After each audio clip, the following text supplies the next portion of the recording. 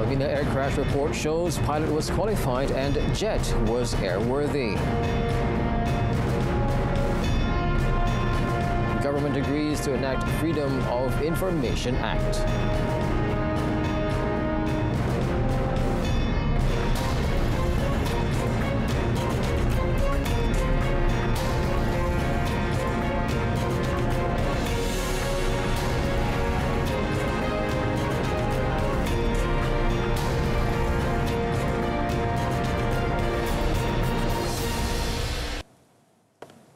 Hello and good afternoon, and Salam Malaysia Madani. Thanks for joining us. I'm Otto Othman and you're watching Updates at Noon. Yang di-Pertuan Agong Al-Sultan Abdullah Riayatuddin Al-Mustafa Billah Shah has read every letter and petition submitted to him by Sabahans and Sarawakians throughout the 11-day Kembara Kenali Borneo tour, which concluded Wednesday. Istana Negara in a Facebook post said that His Majesty will hand over each letter and petition to Prime Minister Datuk Seri Anwar Ibrahim. The post said, His Majesty expresses gratitude to Sabahans and Sarawakians who have shared their stories of joy and struggles, as well as various problems through the letters and petitions. Also attached to the post were photos of typed and handwritten letters, as well as several thank you notes and National Day greeting cards. The inaugural Kembara Kenali Borneo tour commenced in Tawau, Sabah on 3rd September and concluded in Teluk Melano, Sematan, Sarawak, including a 2,154-kilometer journey along the Pan-Borneo Highway connecting Sabah, Sarawak and Brunei. The epic journey across the Malaysian part of Borneo received an outstanding reception from the people in both states and also turned Their Majesty's dream to meet the people in the interiors of Sabah and Sarawak into reality. The preliminary findings of the plane crash at Bandar Elmina, Shah Alam last month has shown that the aircraft had a valid certificate of airworthiness and had been maintained in compliance with the regulations. Now, according to the Air Accident Investigation Bureau, AAIB, there was also no evidence of incapacitation or physiological factors that affected the flight crew performance. It was also concluded that the accident was not survivable due to the magnitude of the deceleration force and the post-crash fire. However, the cause of contributing factors of the doomed flight would only be known in the final report of the crash. Nevertheless, initial analysis of the recovered cockpit voice recorder or CVR recording has provided critical leads to uncovering the cause of the accident, with a focus on the aircraft flight control systems. Meanwhile, Transport Minister Anthony Lok said the final report will be out by August next year. He said the final report will be completed no later than August 2024 in accordance with the International Civil Aviation Organization Annex 13, which allows for a 12-month period from the accident to finalize the document. Lok said the ministry and the Bureau will try its best to gather further information based on the preliminary report. The tragedy claimed 10 lives, including 8 passengers and crew on board the aircraft and 2 road users. The Special Cabinet Committee on National Governance has agreed to principle to the enactment of the Freedom of Information Act to establish clear parameters and guidelines giving the public access to information from the public bodies and the government. This was among the matters discussed in the committee meeting that was chaired by Prime Minister Datuk Seri Anwar Ibrahim at the Parliament building yesterday. The Prime Minister's office in a statement said in line with the meeting's decision regarding the Freedom of Information Act, the Official Secrets Act 1972, Act 88, will also be amended accordingly. This step was taken to ensure that the public services delivery can be improved and to encourage people involved in the process of national policy formation. The meeting also agreed to enact the Government Procurement Bill to strengthen governance of government procurement by law with the aim of increasing the accountability of parties involved in the process. The meeting also took note of the 18 resolutions from the 2 sessions of the National Level Governance, Integrity and Anti-Corruption Research Conference in 2022 and 2023, which presented recommendations for improvement from a legal and policy perspective related to governance, integrity and anti-corruption. Well, the Works Ministry will not stop the issuing of licenses to new contractors despite the glut at the moment. Its Minister, Datuk Sri Alexander Nantalinggi, said the ministry practiced the democratic principle of giving opportunities to anyone interested in obtaining a contractor's license. Sesiapa saja minat dalam bidang ini, kita tak boleh tutup peluang kepada mereka, ya. Cuma kita cari kaedah bagaimana untuk membantu supaya kita dapat menangani masalah terlalu banyak yang mendaftar dan sudah mendaftar, dari sekarang berdepan dengan masalah tidak cukup kerja kontrak yang diberi peluang kepada mereka, ya. Sebab saban tahun bertambahlah pendaftaran baru ni. Jadi kaedah yang mungkin perlu kita ambil adalah mereka yang sudah sekian lama, beberapa tahun dalam G1 ni, perlulah bagaimana mereka ini boleh naik ke taraf yang lebih besar lagi, itu G2, G3, supaya ada ruang kepada mereka yang baru ini. Meanwhile, he said the ministry had applied for additional allocation for G1 contractor projects under Budget 2024 to ensure that the group would continue making a living after being affected by the COVID-19 pandemic.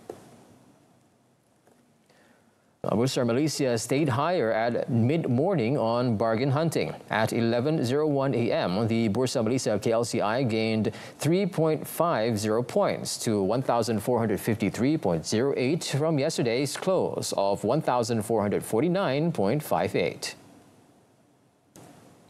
On the broader market, gainers outnumbered decliners to 394 to 328, while 359 counters were unchanged. Among the heavyweights, Tenaga Nasional was 15 cent better at 10 ringgit and 12 cent, while Maybank and Ambank bagged 6 cent to 8 ringgit 90 cent and 3 ringgit 72 cent respectively. Of the actives, Sapura Energy and Kinergy were unchanged at 6 cent and 34 cent respectively, while Alam Maritim inched up half a cent to 3.5 cent.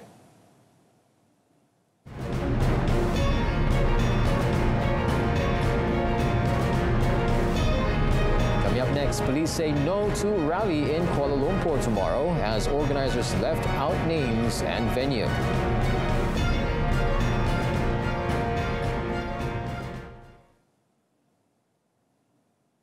Percayalah bahawa anda bertanggungjawab terhadap diri anda sendiri. Anda bertanggungjawab untuk mengatakan tidak. Jangan biarkan orang lain mempengaruhi anda. Kenal pasti hak anda, keperluan anda dan perasaan anda.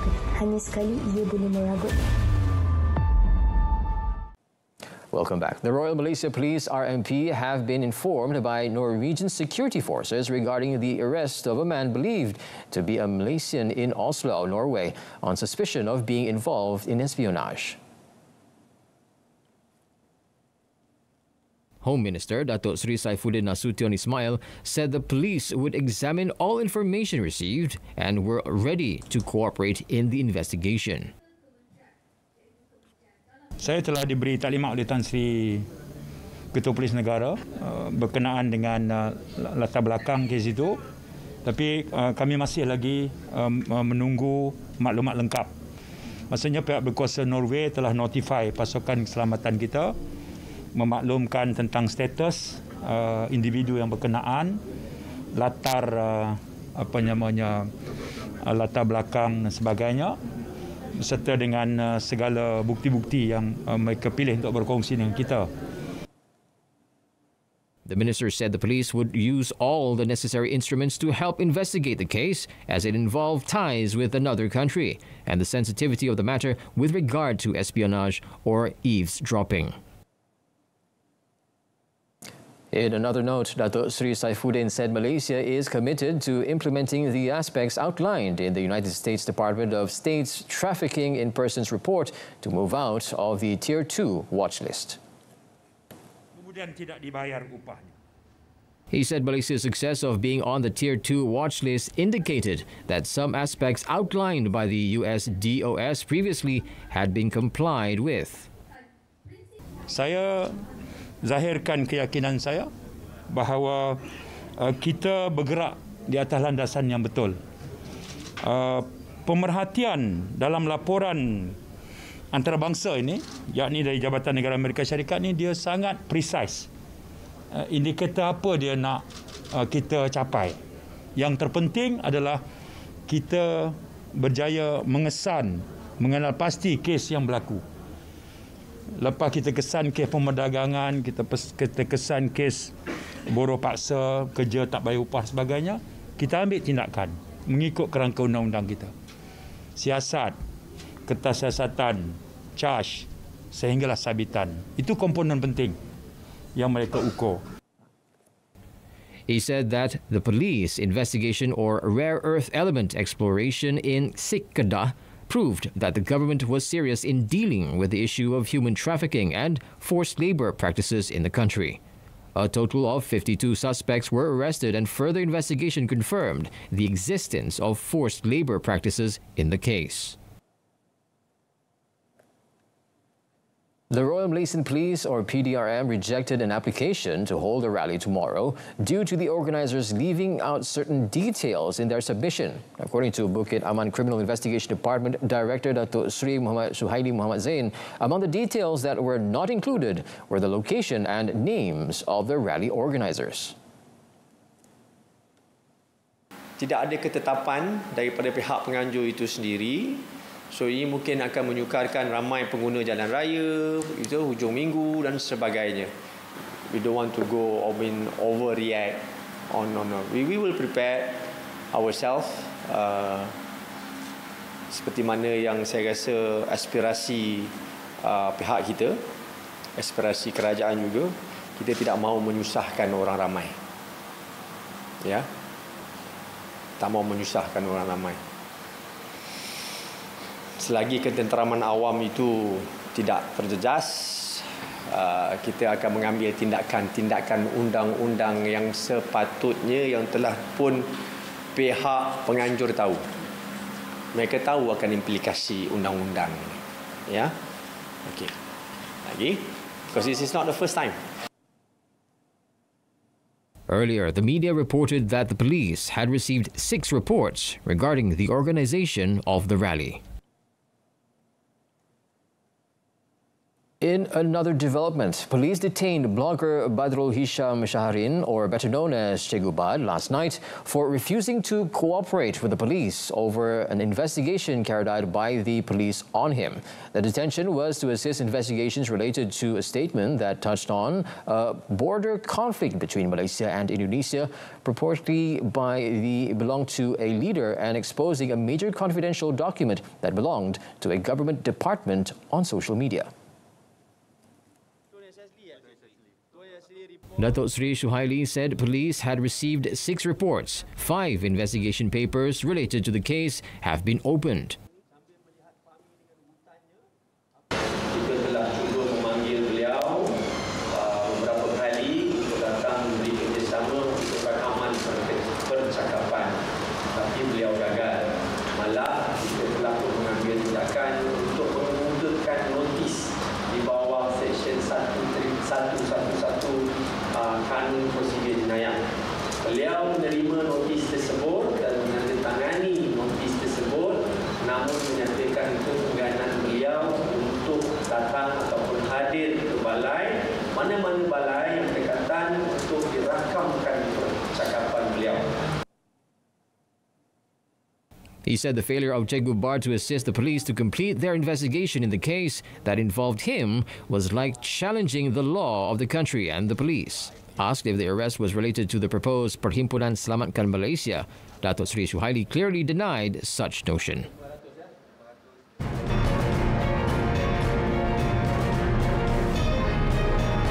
Well, Prime Minister Datuk Sri Anwar Ibrahim has extended assistance to former national squash champion Kenneth Loh, who is suffering from multiple sclerosis, a chronic nerve disease. In a post on his Facebook page, Datuk Sri Anwar said the contribution was presented by his political secretary, Ahmad Farhan Fauzi, when visiting Kenneth in Wong Semaju yesterday. Datuk Sri Anwar also hoped that Kenneth would be blessed with better health and speedy recovery. Also present in the visit were National Athletes Welfare Foundation Yakib Chairman Dato' Nurul Arifin Abdul Majid and Multiracial Reverted Muslims President Firdaus Wong. Earlier, it was reported that Kenneth, who was once ranked 4th in Asia and 38th in the world, is working as a cleaner and suffering from health problems. He is believed to have suffered a stroke that caused problems with coordination and motor skills, cognitive disability and short-term memory impairment, besides not having the money to carry out tests to determine the level of damage to his brain. The tekong of the national sepak takraw squad, Muhammad Shahir Muhammad Rosti, has set himself a lofty target of winning 2 gold medals at the 2022 Hangzhou Asian Games held from 23rd September to 8th October. Though the Sepak Takraw Association of Malaysia has only set 1 gold medal target for the inter-regu and a silver from the team regu, Muhammad Shahir believes the quality of the players in the squad has boosted the confidence to fight for the gold in both events. Meanwhile, National Sepak Takraw squad coach Ahmad Jais Baharun said all the players in the team were in the best shape to face the competition in Hangzhou, except for Muhammad Azlan Alias and Haziq Hairul Nizam, who are still recovering from injury. Kita perlu memberikan satu prestasi terbaik sebab kalau kita dapat mencapai kejayaan di peringkat sukan Asia, lebih-lebih lagi dapat mengalahkan pasukan Thailand, itu adalah pencapaian tertinggi bagi sukan sepak takraw kebangsaan. Winning both the gold medals will be a tall order, especially with Sepak Takraw kingpins Thailand also eyeing both the gold medals. But Ahmad Jais said the players in the squad will go all out to win the gold medal in both events. Well, that concludes today's edition of Updates at Noon. In our top story, early report on Elmina crash finds no evidence of flight crew being incapacitated or affected physiologically. Now, till then, I'm Otto Othman. Malaysia Madani, take up perpaduan, penuhi harapan. Thanks for watching.